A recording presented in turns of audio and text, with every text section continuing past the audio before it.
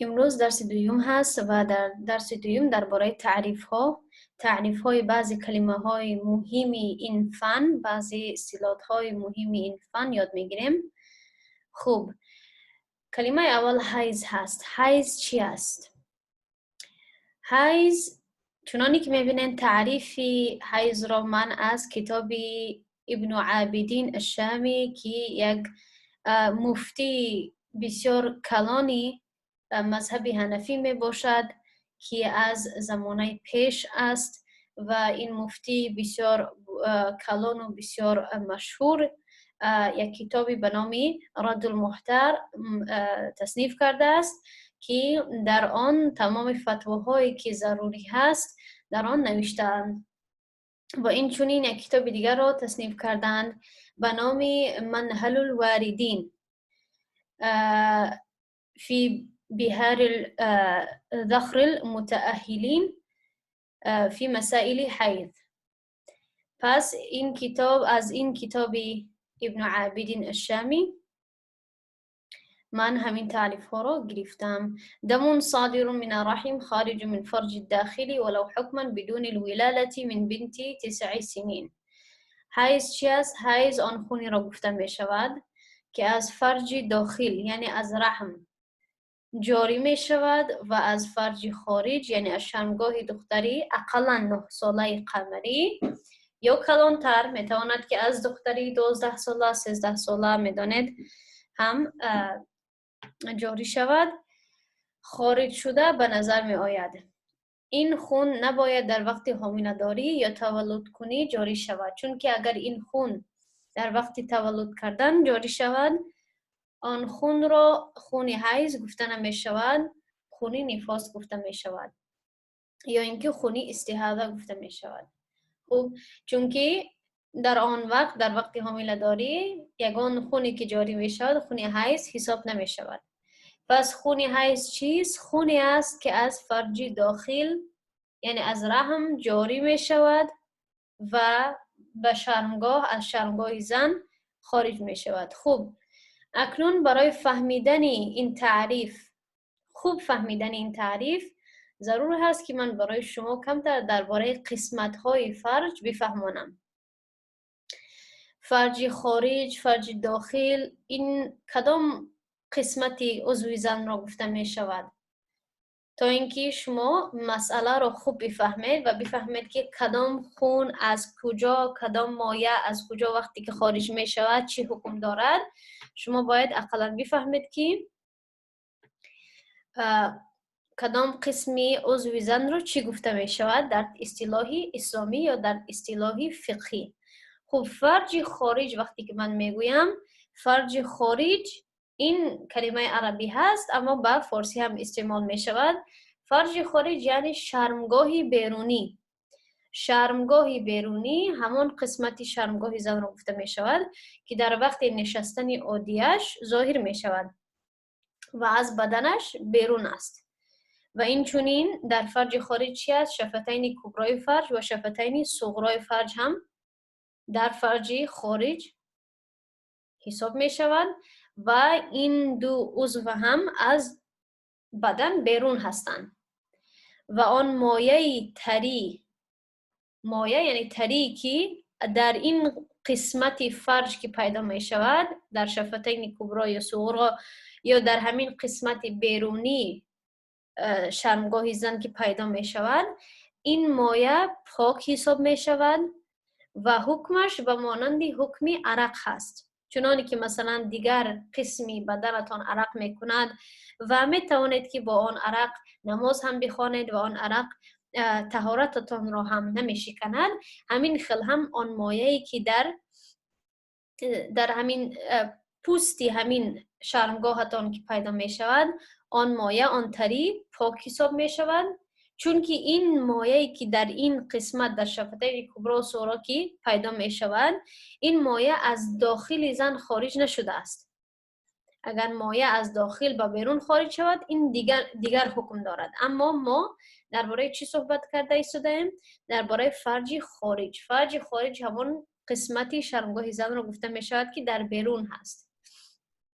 خوب دو قسمت داره، شفتین کبرا و شفتین صغرا.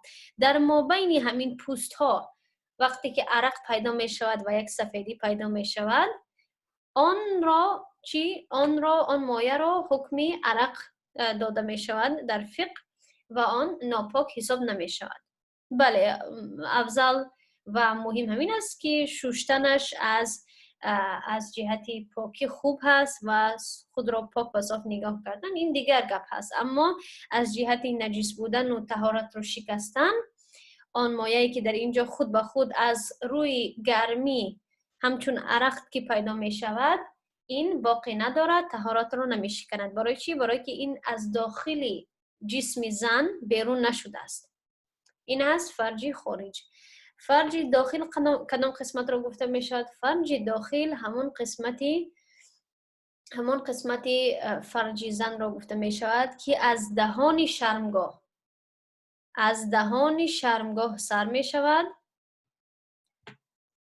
از دهان شرمگاه سر می شود تا رحم زن.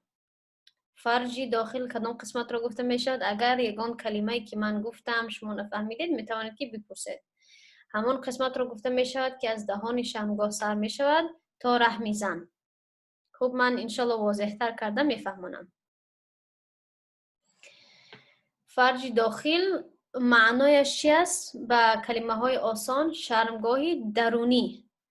این از کجا سر می شود؟ از دهان شرمگاه تا رحم زن. اما حکم مایه هایی که در اینجا پیدا می شوند به دو قسمت تقسیم می شود، به دو قسم تقسیم می شوند. قسمت اولش همین خود فرج داخل شرمگاه درونی به دو قسمت تقسیم می شود، چون که مایه های هر دو این قسم حکمی چی دارن؟ مختلف دارن. هر قسمت را حکمش دیگر هست. خب قسمت یکم، قسمت اولی شرمگاه درونی از دهان شرمگاه سر می شود تا دهان رحم. مثلا ما میگوییم تا سرویکس. نمیدونم که شما مثلا به روسی یگان کلمه به همین مانند باشه یا نباشه، اما تا دهان رحم، به فارسی میگیم دهان رحم، یعنی همان قسمتی عضو زن که عضو شوهرش با آنجا رسیده میتواند. این قسمتی یکمی شرمگاه درونی است و برای فهمیدن حکم حیض و نفاس و این خل مایه هایی که زن تجربه میکند و میبیند، باید شما از این عضوها با خبر باشید. که میدانم که شما با خبر هستید، اما باید ما تقسیم بکنیم و بفهمیم که از کجا به کجا چی حکم دارد. خب قسمت یکم شرمگاه درونی از کجا سر می شود؟ از دهان خود شرمگاه تا دهان رحم. خب یعنی همون قسمتی که عضوی شوهر به آنجا می رسد. مایه‌ای که در این قسمت عضوی زن پیدا می شود نجیس حساب می شود و با خارج شدنی همین مایه طهارت می شکند. اما اگر و این مایه چی است؟ نجیس هست.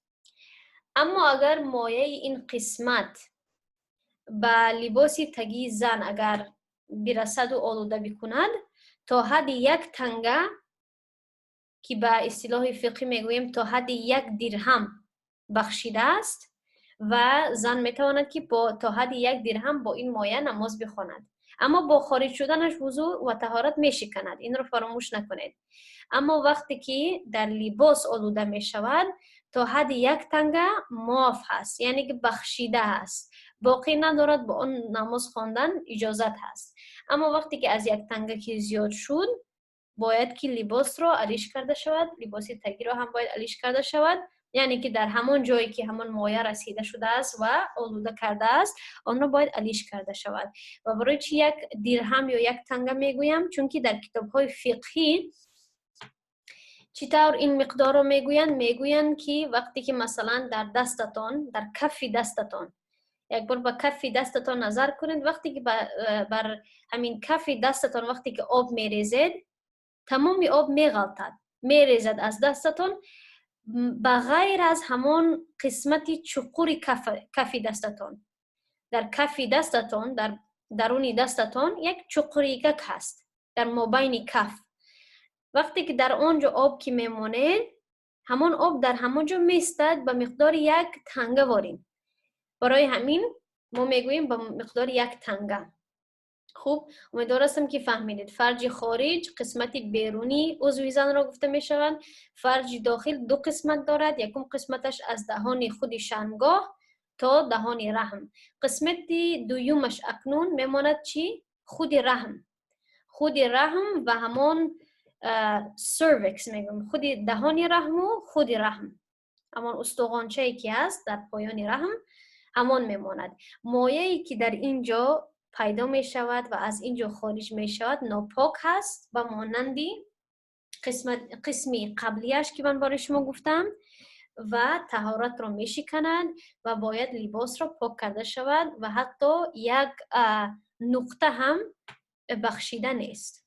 خب از همین جا هست که خون حیض از همین جا خارج می شود. خب متوجه شدید؟ از همین جا از خود رحم که ما اینچون میگوییم یوترس، از همین جا خون حیض جاری می شود. اگر خون از یگان جای دیگر خارج شود، گرچندی که به ظاهراً میبینید که از شرمگاهتان خون ریخته است، اما دکتر برای شما بگوید که این از رحم نیست بلکه از مثلا یگان قسمتی پایانتر هست، پس این حیض حساب نمی شود. همین خیلی همچون مثال میگویم برای شما. حیض به اصطلاح فقهی همان خون را گفته می شود که از خود رحم، که از خود یوترس خارج شود. خوب، همین را میگویند حیض. یک بار دیگر تعریف را برای کسانی که در ترک آمدند میخوانم. حیض چی است؟ خونی است که از فرج داخل، فرج داخل میدان شرمگاه داخل 2 قسمت دارد. یک قسمتش از دهان شرمگاه تا دهان رحم هست، یک قسمتش خود رحم هست. این خون از خود رحم جاری می شود و از فرج خارج، یعنی از خود شرمگاهی که ظاهر هست به ما و شما، از همونجا خارج می شود.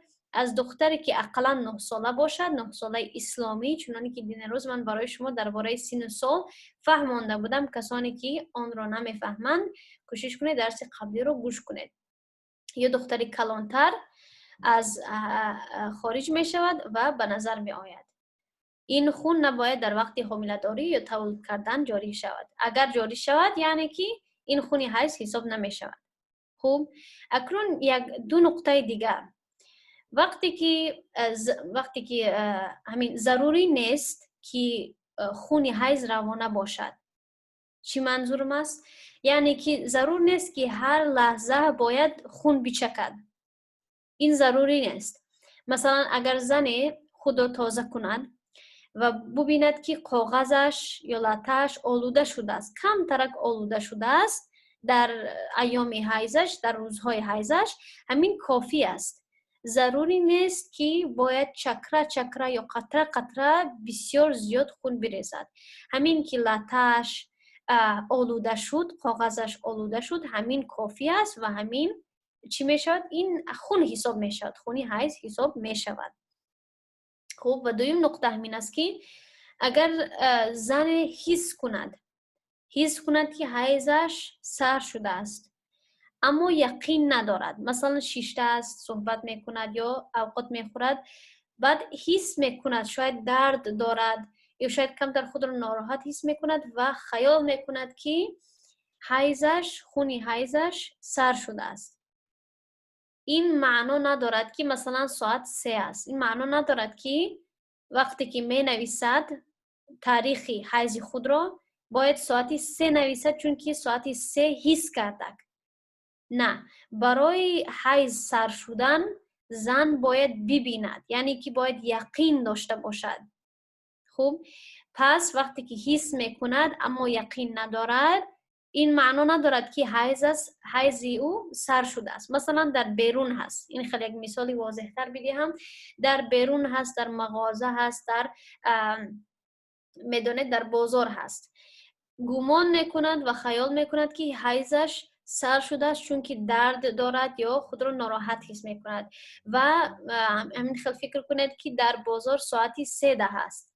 این معنا ندارد که وقتی که ساعتی 4 خانه رسید و مثلا دید این در کتابچهش یا در دفترش نویسد که ساعتی 3 سر شد. نه، وقتی که زن خون را میبیند همان وقت حیضش سر حساب می شود. فهمیدید؟ یعنی که باید یقین داشته باشد. فقط گمان کردن و خیال کردن کافی نیست. وقتی که زن میبیند یا وقتی که زن میرود و خود را تازه میکند و میبیند که لطه‌اش یا کاغذش آلوده شده است، آن وقت سرشوی حیض حساب می شود. با گمان و با خیال سر نمی شود. خب این بود کمتر درباره حیض، اما قانون‌های حیض و دیگر قانون‌هاش بسیار زیاد هست که من شاید انشالله کمتر برای شما دیرتر هم بفهمانم. خب ما امروز فقط درباره تعریف ها یاد میگیریم، پس برای همین معناهای کلمه ها رو برای شما میگویم، بعد انشالله در آینده قانون های بیشتر رو یاد میگیریم. اکنون نفاس چی است؟ نفاس، خب نفاس دم صادر من الرحم خارج من فرج الداخلي ولو حكما عقيب خروج أكثر الولد لم يسبقه ولد منذ أقل من 6 أشهر. خب نفاس خونی است که از رحم جاری می شود و از عضو زن خارج می شود بعد از تولد کردن و بعد از آن که زیادی طفل بیرون خارج شود. خب دیدید در اینجا نوشته است من الرحم یعنی که از رحم خارج می شود. خب یا جاری می شود، صادر یعنی جاری می شود، خارج می شود از فرج داخل. کسانی که عربی رو کمتر خوانده بودن شما شاید اهمیت می دهید که چطور کلمه ها در اینجا مونده شدند. من فرج داخل، از فرج داخل چی می شود؟ خارج می شود. گرچندی که حکما هم باشد، حکما را من برای شما می فهمونم که چی معنا دارد. عقیب خروج اکثر الولدی، بعد از خارج شدن اکثر ولد، یعنی که بعد از آن که زیادی قسمتی طفل بیرون شود و باید پیش از این طفل 6 ماه پیش باید یکم طفل دیگر خارج نشده باشد. این قسمت را الان من برای شما نمیفهمونم، دیرترک میفهمونم. خب فقط تعریف رو بفهمید. خب تعریف رو بفهمید و انشالله قانون ها بعد می آیند. خب دم حکمی و حقیقی چی است؟ این مهم هست. دم حکمی، خب از دم حقیقی سر میکنیم. دم معنایش خون هست به عربی و اگر من دم حقیقی بگویم یا دم حکمی بگویم شما از این معنای این کلمه با خبر باشه، چون که مهم هست و در وقت یاد گرفتن همین فن من همین خیل اصطلاحات رو و همین خیل کلمه ها رو استعمال میکنم بعضی وقت و شما مهم هست که از ترجمه این کلمه ها بفهمید. دم یعنی خون، دم حقیقی یعنی خونی حقیقی، خونی اصلی را گفته می شود. دیدید دم حقیقی خونی اصلی را گفته می شود که از شمگاه زن خارج می شود. خب این بسیار آسان است. وقتی که من میگم دم حقیقی یعنی خونی حقیقی، خونی اصلی که خارج می شود. اکنون دم حکمی آن حالت را گفته می شود وقتی که خونی اصلی از شرمگاه خارج نمی شود اما شریعت آن حالت را حکما حالتی خونریزی اصلی را می دهد. خب یعنی که زن شاید در همون روز خون اصلی از آن زن خارج نشده است، جاری نشده است، اما شریعت برای آن زن آن روز را همچون خون اصلی حساب می کند یا حکمی خون اصلی را می دهد. مثلا زن 3 روز اول خون می بیند. خوب 3 روز اول خون اصلی خون حقیقی را می بیند. خوب می گوید که حیض من سر شده است. بعد روز 4 و 5 خون نمی بیند. بعد دوباره روز 6 خون می بیند. چی شد؟ تمام این 6 روز حکمی حیض را دارند. گرچند که در روز 4 و 5 زن خونی اصلی را خونی حقیقی را ندیده بود، باز هم شریعت به هر دوی این روز حکمی خونی حقیقی را میدهد. خب یعنی که گرچند که روز 4 و 5 خون ندیدک زن، باز هم چون که روز 6 خون دیدک تمام این 6 روز روزهای حیض حساب می شوند و زن ضرور نیست که نمازهای این 6 روز را چی کند؟ قضا کند و روزی 4 و 5 گرچند که خون ندیده بود شریعت به آن 2 روز حکمی دمی حکمی را میدهد.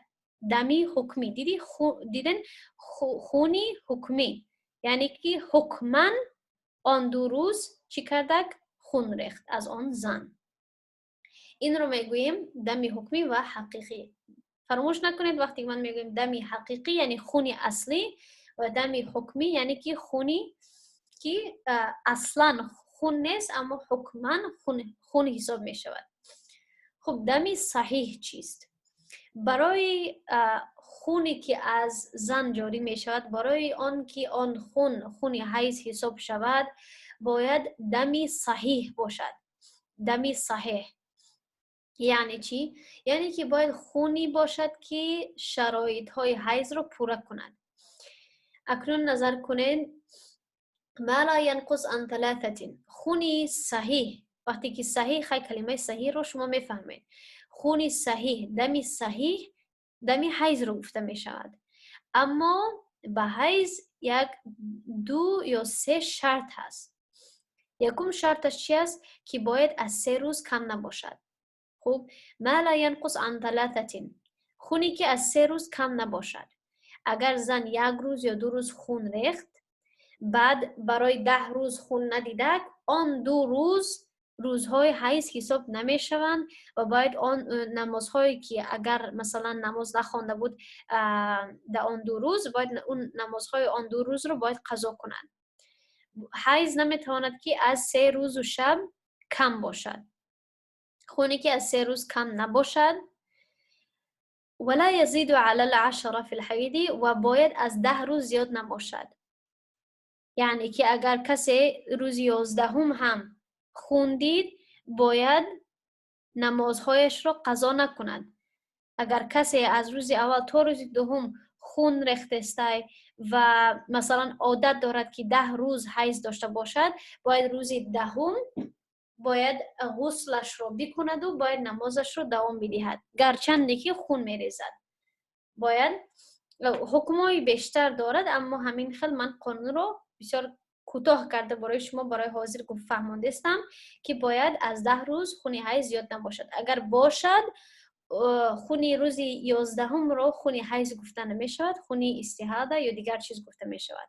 خب یعنی که برای حیض الکی 2 شرط رو ما میفهمیم. از 3 روز باید کم نباشد و از 10 روز باید زیاد نباشد. خب یک شرطی 3 هم هست اما برای فعلا من برای شما نمیگویم. خب این برای حیض شد. و برای نفاس ولا علی 40 فی النفاس اما حقیقتا او حکما، برای نفاس باید از 40 روز زیاد نباشد. دیدین شرط برای نفاس چی است؟ برای خون صحیح داشتن نفاس باید از 40 روز زیاد نباشد. از اگر باشد که می شود بعضی وقت زنها زیادتر خون از آنها میریزد و آنها سوال میکنند که من اکنون چی بکنم. مثلا می شود بعضی وقت خون میریزد اما هدف این مسئله چی است که اگر بریزد خون روز 41 مثلا نفاس حساب نمی شود. آن از خاطر یکم بیماری هست یا از خاطر یکم مشکلات هست باید نمازش را دوام بدهد.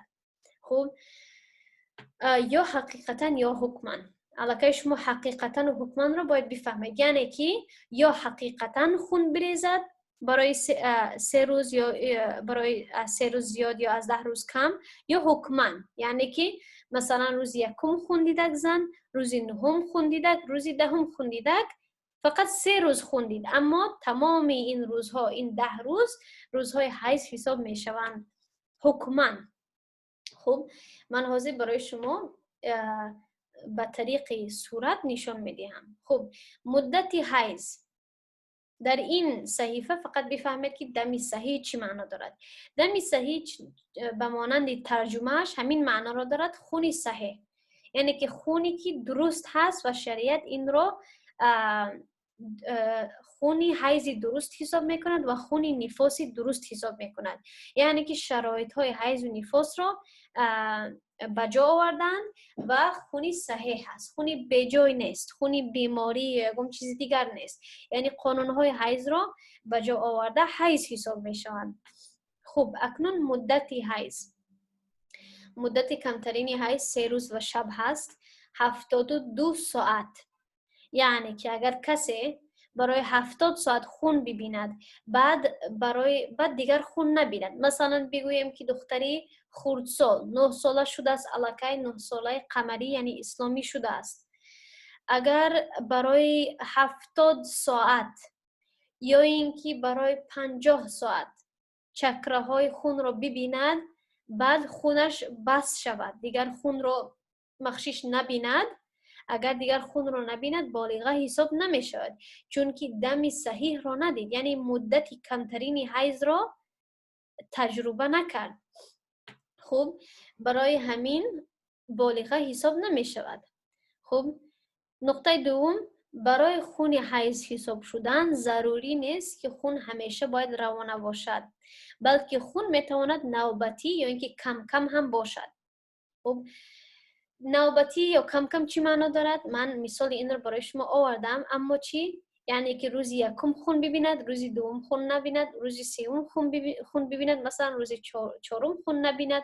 همین خیلی بعضی ها برای بعضی ها مثلا میشوند، بعضی ها مثلا من را سوال کردن پیش که مثلا 3 روزی اول خون میبینم، روزی چهارم نمیبینم، بعد روزی ششم و هفتم کم ترک میبینم، آیا این حیض شد یا نه؟ بله این حیض شد، گرچند که در مابین 1 یا 2 روز خون نمیبینید، اما وقتی که خون دوباره که بر میگردد تمام این روزها روزهای حیض حساب میشوند.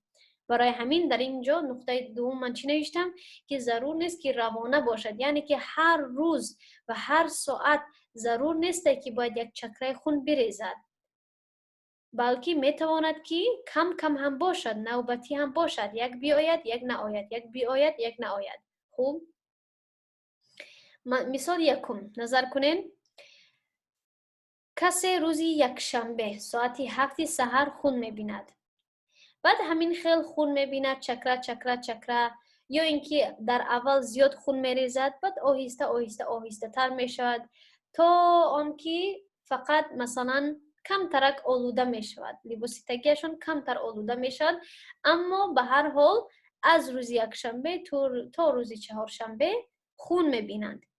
خونی آنها چی است؟ روانه هست، یعنی که هر روز یا اینکه هر ساعت یک چکره اقلا هست. این را میگوییم خونی روانه و این درست هست و این تمام این روزها، یک شنبه، دوشنبه، سه شنبه، چهارشنبه، تمام این 3 روز روزهای حیض حساب می شوند، 3 روزی حیض حساب می شود، 72 ساعت شد. و اگر این حالت دیگر باشد که روزی یک شنبه ساعت 7 زن خون رو میبیند، بعد روزی دوشنبه و سه شنبه خون نمیبیند، بعد روزی چهارشنبه 6:45 خون میبیند چکره تا ساعت 7، این هم حالتی درست هست، این هم حیض حساب می شود. خب برای چی؟ برای آنکه چنانی که در نقطه دوم من گفتم خون ضرور نیست که روانه باشد، میتواند خون نوبتی هم باشد، کم کم هم باشد، روزی یکم خون دیدک، بعد 2 روز بعد خون ندیدک، بعد روزی سوم روزی چی شد؟ چهارم خون دید، دوباره خون دید، پس چی شد؟ یک شنبه، دوشنبه، سه شنبه، چهارشنبه، تمام این 3 روز روزهای چی سر می شود؟ روزهای خون حساب می شود. و در وقت حساب کردن هم متوجه باشید این خیلی حساب نکنید یک شنبه، دوشنبه، سه شنبه، نه، روز یک شنبه اگر خون ببیند روزی دوشنبه ساعت 7 یک روز می شود، برای همین این خیلی باید حساب کرده شود. روز یک شنبه اگر کسی خون ببیند روزی دوشنبه همین وقت 1 روز می شود، برای همین من میگم دوشنبه 1 روز، سه شنبه 2 روز، چهارشنبه 3 روز. خب این دو حالت، این دو مثلا دو طریقه خون درست هست. خب و نقطه سوم چی است؟ مدتی درازترین حیض 10 روز می باشد، 240 ساعت. اگر کسی بسیار زیاد خون می بیند و حیضش بسیار دور و طولانی می باشد، باقی ندارد تا وقتی که بعد روز دهم چی کند؟ طهارت غسل خود را بکند و نمازهای خود را دوام بدهد. مثلا زنی هست که 10 روز خون میبیند، مثلا روز یکم خون میبیند، دوم، سوم، خیلی تا روزی نهم، دهم، روزی دهم میشود که اکنون میبیند که خونش بس نکرد، چی کند؟ باید تا مدتی درازترین تا آخرین مدتی حیض باید انتظار شود. همین که 240 ساعت شد باید غسل کند و نماز همان وقت را اگر وقت داشته باشد، یعنی که اگر غسل کند و وقت برای نماز همان وقت بماند باید نماز خود را ادا کنند و اگر خون میریزد باید در وقت هر نماز طهارت کرده نماز خود را ادا کند، چون که بعد از 240 ساعت خونی که میبیند آن خونی استحاضه یعنی خونی بیماری و مشکلات حساب می شود. برای همین است که بسیار مهم است برای زن و برای دختر احکا که باید وقتی که خون میبینند باید در یک دفتر نویسند، روزی هم روز و هم ساعت. فکرم نمیدانم اما زیادی دختران ما زنهای ما عادت این را ندارند که نویسند. باید که این حتی واجب می شود برای زن، چون که اگر یک مشکلات پیدا شود اگر خودش حل را نفهمد و باید با یک مثلا معلمه با یک کس با یک مفتی اگر باید سوال کند میتواند که کتابچه خود را بفرستد یا صورت کتابچه خود را بفرستد و آن مفتی یا اینکه آن عالمه هر کسی که باشد معلمه روزهای آن را دیده میتواند فیصله کند که کدام روزها باید نماز خواند کدام روزها باید نخواند. اما اگر شما مثلا ننوشته باشید، اگر کسی ننوشته باشد روزی یک شنبه ساعتی چند مثلا خونش سر شده، یکم بار ساعتی چند خون دیده، اگر ننویسد همین خیل تا 10 روز خونش دوام کند، نمیداند در آخر روزی دهم نخواهد فهمید که کی 240 ساعت می شود، چون که فقط تخمینا میداند که مثلا سحر ده چی کردم سحر ده خونم سر شده، اما نمیداند که ساعتی چند باید تا ساعت تا مینوت رو نویسید تا اینکه وقتی 240 ساعت اگر گاه مثلا خونتان زیاد رفت تا 10 روز انتظار کشیده بتوانید و همین که 240 ساعت شد باید بعد غسل کردن نماز خود رو دوام بدهید. برای همین نوشتن عادت خود، این را عادت میگوین، عادت حیضی خود بسیار مهم هست، واجب هست. باید که یک دفتر داده شود برای دخترانی که نو حائض میشوند و نو بالغه میشوند، با آنها باید یک دفتر داده شود و با آنها گفته شود که حیض خود را سرشویش و آخرش را نویس و در مابین هر وقتی خون را میبینی و هر وقتی خون را مثلا نمیبینی نویس، تا اینکه اگر یک مشکلات شوند زن بتواند که اقلا بتواند که درباره تجربه خود با یگان شیخ با یگان مفتی یا مفتیه باید اقلا بتواند که بفهماند تا اینکه با مشکلات خود حل را پیدا کند. خب و آخرین نقطه چی است؟ هر خونی که از روز 3 تا روز 10 دیده می شود خونی صحیح حساب می شود، چنانه که در صحیفه قبلی من برای شما گفتم که خونی صحیح چی؟ یعنی که خونی که شرایط های حیض و نفاس رو پورا می کند. اگر درباره حیض باشد یعنی که باید از 3 روز کم نباشد، از 10 روز باید زیاد نباشد، و اگر برای نفاس باشد باید از 40 روز زیاد نباشد. اگر همین شرایط ها رو پورا کند خونی صحیح حساب می شود. خب انشاءالله در همین جا بس میکنیم. از هفته دیگر روزی پنجشنبه و جمعه دوام میکنیم درباره رنگ های خونی حیض انشاءالله دوام میکنیم و درس را انشاءالله از همین صحیفه دوام میکنیم. برای امروز در همین جا بس میکنیم. خب السلام علیکم و رحمت الله و برکاته. اگر یکم سوال داشتید میتوانید که در تلگرام نویسید.